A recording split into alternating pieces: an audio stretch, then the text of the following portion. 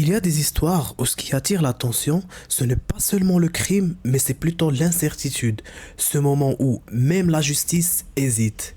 Voici l'histoire de Mary-Louise Yoder, une chiropracteuse respectée et appréciée par tout le voisinage dans l'état de New York, mais la personne qui a été condamnée est innocente aux yeux des trois sœurs de la victime. Hello tout le monde, j'espère que vous allez bien. Moi c'est Tariq, bienvenue dans cette vidéo. C'est parti. Mary-Louise Yoder, c'est une dame de 60 ans qui avait comme profession chiropractrice. La chiropractie, moi aussi je la connaissais pas. Ça consiste tout simplement à soigner des douleurs osseuses avec les mains. C'est comme une sorte de massage, si on peut dire. Mary est mariée avec Bill Yoder, lui aussi un homme dans les soixantaines et aussi un chiropracteur. Et les deux, ils avaient un cabinet de cette pratique pendant plusieurs années. Après leur mariage, les deux, ils ont eu 3 fils, 2 filles et un garçon. Dans cette affaire, c'est le garçon qui nous intéresse le plus. C'est le plus petit parmi ses frères. Il s'appelle Adam.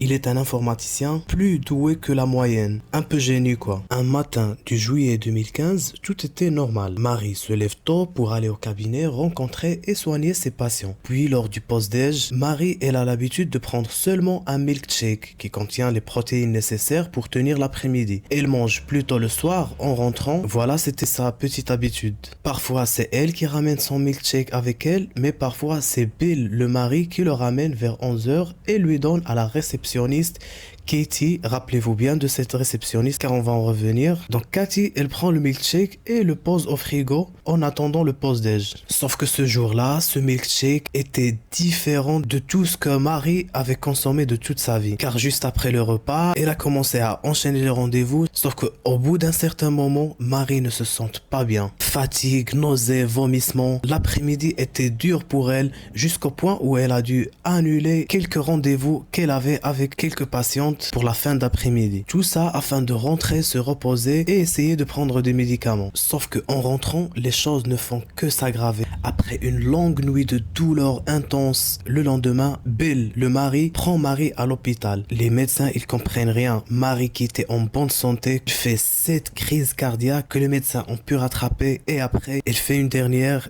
et meurt. Les médecins étaient surpris car les analyses montraient que les cellules de Marie se dégénéraient mais d'une vitesse inouïe. Dans la salle d'attente, 3 sœurs de Marie qui sont dévastées demandent plus de détails aux médecins. Ils sont encore sous le choc car Marie était en bonne santé et en plus elle était une professionnelle de santé. Elle prenait soin d'elle, elle prenait des suppléments, des vitamines chaque matin. Quelque chose cloche. Après sa mort, les sœurs demandent une autopsie. Mais après, Bill, le mari, il a décidé de la brûler dans les 24 heures qui suivent sa mort. Bien que les sœurs n'étaient pas d'accord. Les médecins ont trouvé ça super étonnant, donc ils ont supposé que Marie était empoisonnée. Et ils avaient bien raison, sauf que quand ils ont commencé les analyses avec les échantillons qu'ils avaient, aucun poison connu n'a collé avec les analyses. Jusqu'à ce qu'il leur restait un seul échantillon et ils voulaient pas prendre le risque. Donc ce qu'ils ont fait, ils ont envoyé cet échantillon à un expert. Ils ont envoyé tous les analyses, les différents documents à un expert afin de leur donner des pistes sur le type de poison qui a été administré à Marie. L'expert, il revient avec des constats comme quoi ce type de cas peut correspondre à un médicament contre la goutte. Les médecins, ils ont pris le risque parce qu'ils n'avaient pas le choix et entre parenthèses, c'était le seul échantillon qui leur restait. Si cette dernière possibilité ne colle pas, ça veut dire qu'il y aura plus de chance à savoir le type de poison qui a été administré à Marie, car Marie, elle a été brûlée après sa mort. L'expert dit au médecin comme quoi, pour moi, je pense que ça correspond au colchicine, un médicament, voilà, comme j'ai dit, qui est contre la goutte. Donc les médecins, ils ont analysé cet échantillon avec les marqueurs de ce colchicine-là et bam, ça colle. Marie a été empoisonnée avec ce poison qui est à la base un médicament, mais si c'est administré avec de grosses doses, il peut être un poison. Le plus glaçant, c'est que la dose administrée à Marie ne pourrait pas tuer juste une personne, mais plutôt 10 à 15 personnes. Vous vous rendez compte? C'est dingue. Quand les médecins informent la famille était choquée car Marie n'avait pas ce problème de goutte ou cette maladie pour laquelle on utilise le colchicine. En plus, elle était une professionnelle de santé, elle prenait soin d'elle, elle faisait du sport, elle ne prenait que des suppléments et des minéraux le matin avant de partir au travail. 3 mois après sa mort et malgré tout ce qui s'est passé, aucune enquête de police n'a été ouverte. Malgré les relances de la famille, mais surtout les 3 sœurs, la famille, les sœurs surtout, ils disent c'est pas possible. Donc la police ne réagit pas du tout. Jusqu'à ce qu'un jour, l'une des sœurs, elle est partie elle-même physiquement au commissariat de la police avec tous les documents, les analyses, les différentes preuves établies des médecins et tout. Elle a déposé tout au commissariat et elle a insisté. Et donc la police, évidemment, quand elle a vu ça, elle a dit ok, ouais c'est vrai, c'est pas normal, donc on va commencer l'enquête. Et je sais pas si vous savez, mais dans ce genre de cas, la première personne que la police suspecte, c'est soit le mari ou la mariée. Donc évidemment, la police commence l'enquête avec Bill, qui était le premier suspect, et même les sœurs étaient d'accord sur cette décision, parce qu'elles affirment aux polices qu'il n'était pas triste, qu'il a brûlé juste après sa mort, et que en plus, avant leur mariage, Bill a proposé à Marie un mariage ouvert. Marie, elle n'a pas accepté la condition, mais ils ont continué quand même malgré tout. Mais malgré ça, Bill disparaissait plusieurs week-ends et partait sans elle. Comme pour lui, il a continué dans cet esprit du mariage ouvert alors que Marie ne l'était pas. Après quelques jours seulement, les enquêteurs, ils ont dit honnêtement, on le suspecte pas vraiment. Parce qu'il n'y a pas d'héritage, les deux ils n'avaient pas genre de gros savings. Pour la police, il n'y avait pas d'intérêt réel pour que Bill tue sa femme. Mais le plus surprenant, c'est que Bill s'est mis avec une 4e sœur de Marie. C'est pas une sœur parmi les 3 sœurs dont je vous ai parlé tout à l'heure, mais une 4e. Ça pourrait être comme quoi, voilà, il voulait rester avec sa sœur à Marie et se débarrasser d'elle. Peut-être qu'ils se sont entraidés pour la faire disparaître, pour qu'elle reste tranquille. Enfin bref, on ne sait pas encore. L'enquête continue. Quelques jours plus tard, 2 lettres anonymes arrivent au centre de la police. Le contenu de ces lettres était intriguant pour la police, car ces lettres disent comme quoi c'est Adam,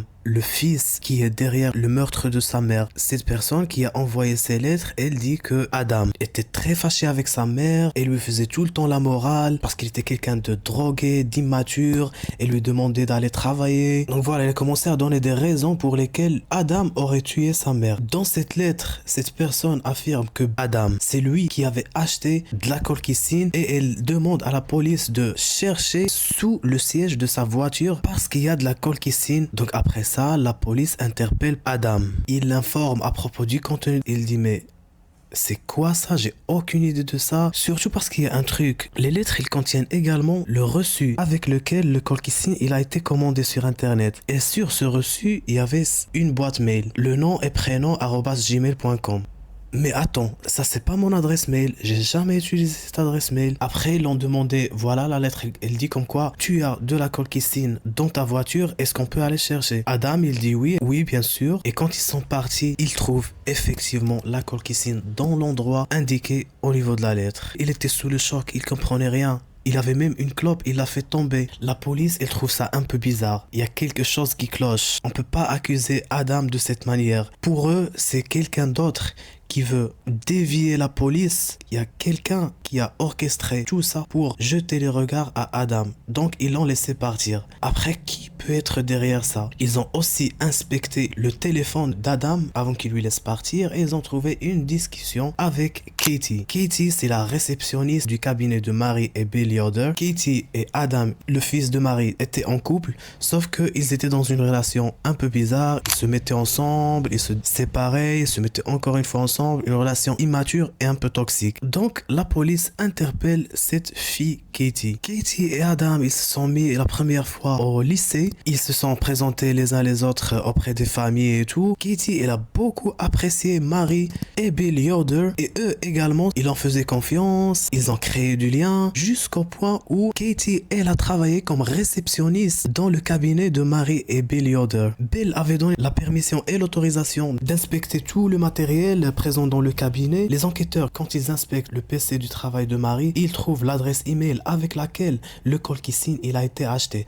Après, ils ont même appelé le site chez lequel ce produit il a été commandé, et parce que en fait pour passer la commande, il faut appeler le site. Et donc la dame qui travaillait là en ce moment, elle disait comme quoi c'était une dame, une jeune femme qui a commandé. La police, ils ont trouvé aussi des recherches sur le colchicine, les effets et tout sur le téléphone de Katie. Sauf qu'ils pouvaient pas savoir exactement l'heure. Est-ce que c'est avant ou après. Donc voilà, la police pour elle est là. Le premier suspect, c'est Katie, la réceptionniste. Ils ont commencé à lui interpeller plusieurs fois pour l'enquête, surtout parce qu'ils n'ont rien trouvé de preuves qui accusent le mari Bill ou le fils Adam. Surtout que Adam, il a prouvé qu'il n'était pas à New York en ce moment, il était chez sa cousine dans une ville qui est loin de 488 km de New York. Lors d'un interrogatoire, l'enquêteur dit à Katie que dans ce cas, on n'a que 3 suspects, soit Bill, soit Adam et toi. Katie, elle s'écroule.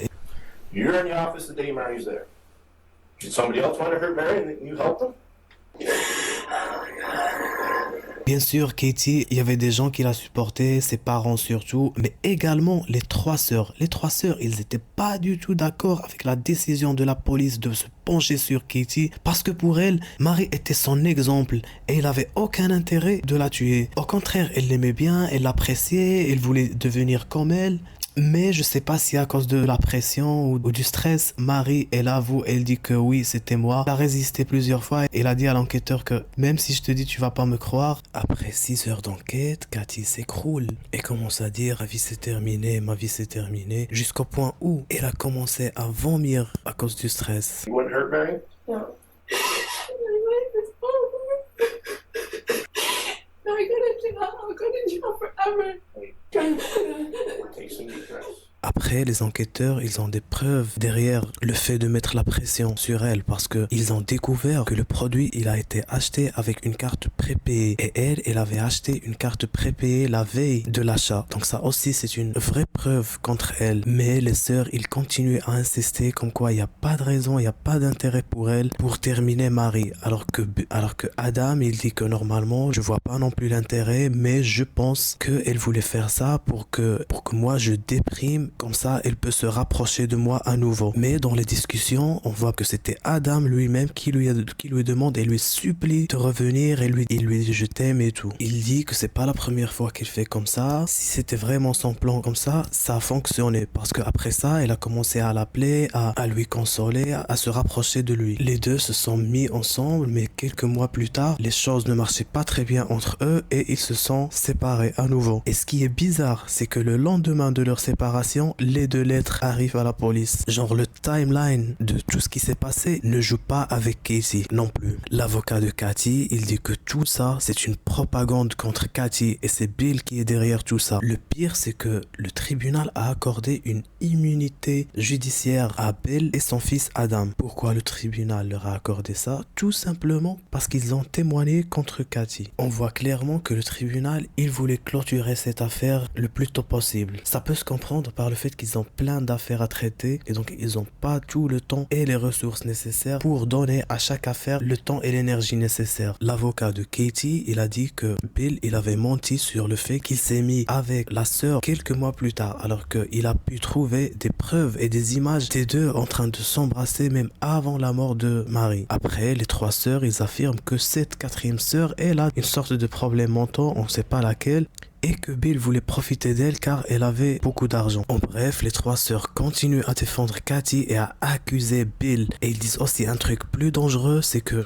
Bill, c'était pas la première fois qu'il essaye d'empoisonner Marie. Il y avait au moins 2 fois avant et c'était que la 3e fois là où ça a marché pour lui. Alors pour eux, Katie n'a aucun intérêt de tuer Marie. Les 3 sœurs ont mené leur propre enquête et pensent que Bill, la première fois quand il a essayé de l'empoisonner, Marie a pu supporter. Peut-être parce qu'elle est une personne qui est en bonne santé. Au niveau de l'hôpital, les infirmiers, ils ont soigné Marie et tout avait l'air de s'améliorer. Sauf que juste après, Marie fait ses 7 crises cardiaques. Alors, qui était là-bas avec elle? C'était Bill. Donc, c'est peut-être lui qui l'a empoisonné à nouveau même au sein de l'hôpital. Car ils l'ont vu même revenir après plusieurs heures, car les sœurs, ils étaient là, en train de dire à Marie de prendre ses gouttes contre la toux, alors que Marie n'avait aucun problème de tout. Quand la police ont demandé à Bill où sont ses gouttes que tu as donné à Marie, il a dit que je me rappelle plus où je les ai mises. À ne pas oublier que Bill, il a l'accès au PC du travail de Cathy. Ça veut dire qu'il y a une possibilité que c'était lui qui a fait ses recherches et que c'était lui qui a demandé le produit sur internet. En plus, c'était pas la première fois que Bill commande ce colchicine, parce que Bill, il cultive la marijuana chez lui et ce colchicine, il permet de rendre les fleurs plus intenses, plus fortes. Je sais pas, ça peut-être ça augmente le THC, quelque chose comme ça. Vous pouvez chercher de votre part. Tout ça, ça pourrait jouer à l'intérêt de Katie. Sauf que ça, c'était seulement si elle avait pas avoué.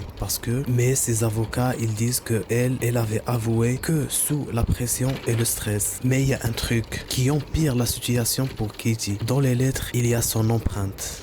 Le tribunal n'arrive pas à trancher sur cette assise et dit qu'on va reporter l'affaire parce que il manque des preuves, il manque des informations. Donc les avocats, ils continuent à travailler et ils vont trouver un truc assez suspect. Chez le PC d'Adam, il y a un backup de tout le téléphone de Katie. Alors que comme je vous ai dit, lui, il était un génie d'informatique, mais pourquoi il a fait ça après la mort de sa mère? Pourquoi il a fait un backup des PC et du téléphone de Katie avec les photos, les documents, tous les fichiers? Est-ce que c'était un plan qu'il était en train de faire? Bref, c'est un peu bizarre. Après plusieurs mois, le 13 juin 2016, Katie est officiellement arrêtée. Le tribunal a mis 2 jours pour prendre sa décision. Katie est accusée du meurtre de 2e degré de Mary. C'est un cas solved, mais avec plein de questions. Si c'est Katie qui avait tué Mary, pourquoi? C'est quoi l'intérêt? Les avocats de Katie, ils sont pas d'accord évidemment avec cette décision. Malgré le fait qu'ils ont changé de stratégie, ils ont commencé à accuser Adam.